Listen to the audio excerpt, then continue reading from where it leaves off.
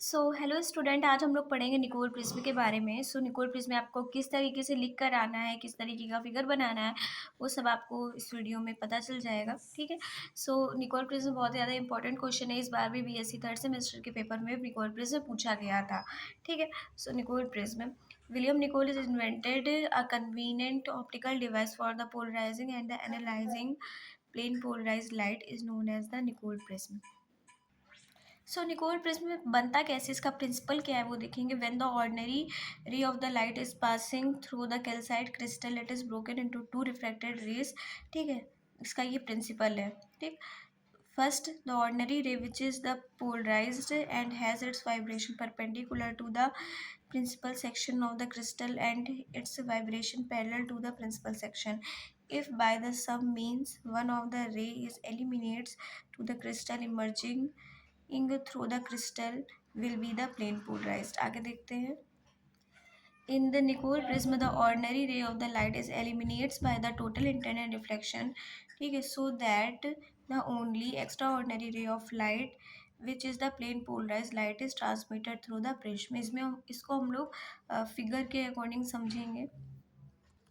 ये हमारा फिगर है। ये हमारा है निकोल प्रिज्म। ठीक है, जिसको हम लोगों ने बनाया है with the help of calcite crystal. ठीक है, कैल्साइट क्रिस्टल से कैसे बनाते हैं, तो सबसे पहले कैल्साइट क्रिस्टल को हम लोग एक पर्टिकुलर एंगल में कट कर लेते हैं। ठीक, इसके बाद इसके बीच की लेयर को कट कर देंगे। ठीक है, तो बीच की लेयर को जब कट कर देंगे और फिर इसके बाद इस बीच की लेयर को जोड़ा जाता है with the help of Canada balsam layer.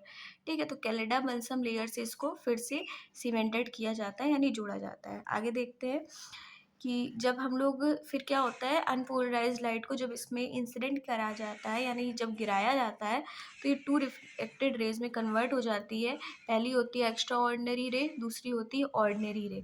ठीक है, एक्स्ट्रा ऑर्डिनरी रे क्या होती है मैंने पहले बता रखा है वीडियो में, तो आप पहले की वीडियो देख कर आइएगा। आगे, जब एक्स्ट्रा ऑर्डिनरी जो ऑर्डिनरी रे होती है, ठीक है, वो ये जो कैनेडा बल्सम की लेयर होती है, इससे ये पूरी तरीके से टोटल इंटरनल रिफ्लेक्शन से एलिमिनेट हो जाती है। ठीक, और यहाँ से केवल एक्स्ट्रा ऑर्डिनरी रे पास होते हुए जो हमारी एक्स्ट्रा ऑर्डिनरी रे होती है लास्ट में वही मिलती है। ठीक है, तो हमारी जो ऑर्डिनरी रे होती है वो हमारी एलिमिनेट हो जाती है। ठीक, और इसका आगे का हम लोग देखते हैं कंस्ट्रक्शन। एंड कंस्ट्रक्शन में मैंने फिगर का नाम यही रखा है। ठीक है, ABCD, विच इज़ जो इस फिगर को मैंने जिस तरीके से बनाया है उसी से मैंने उसका नेम भी रखा है। ठीक, ये है इसका सबसे पहले एक 3D डायग्राम देख लीजिए। ये हमारा 3D डायग्राम है। ये हमारा निकोल प्रिज्म है और ये हमारी जो लेयर लगी हुई है ये शेडेड वाली, ये कौन सी लेयर है, कैनेडा बल्सम की लेयर लगी हुई है। और ये हमारा पूरा ये हमारा पूरा निकोल प्रिज्म है। ठीक है, जो कि क्यूब का शेप का है but.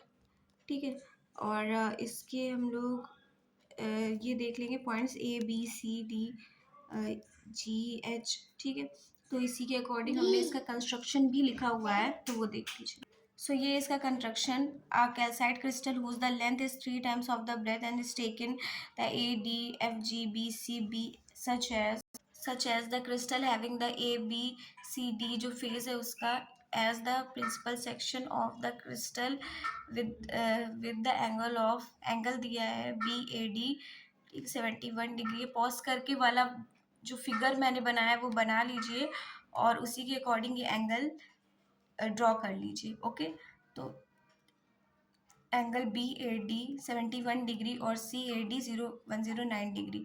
The end forces of the, हम लोग फोर्सेस लगाकर जो एंड को इस तरीके से कट करेंगे वही लिखा है। ठीक है, cut in such a way that the make the angle is 68 degree and 112 degree.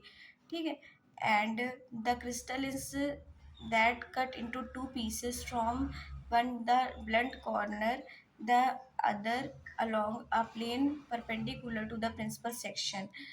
The cut surface polarized optically flat and cemented together by the layer of Canada balsam की लेयर लगाएंगे और उसको सीमेंटेड करेंगे दोनों हमारे जो surface हैं उनको। Canada balsam is a transparent liquid. Its refractive index is lie midway between the refractive indices of the calcite for the ordinary and extra ordinary रे। तो इसका रिफ्रैक्टिव इंडेक्स हम लोग देख लेते हैं। So refractive index of the calcite for the ordinary ray, ठीक है, क्या हो जाएगा 1.66 and refractive index of the Canada balsam 1.55। तो refractive index of the extra ordinary 1.49, ठीक है।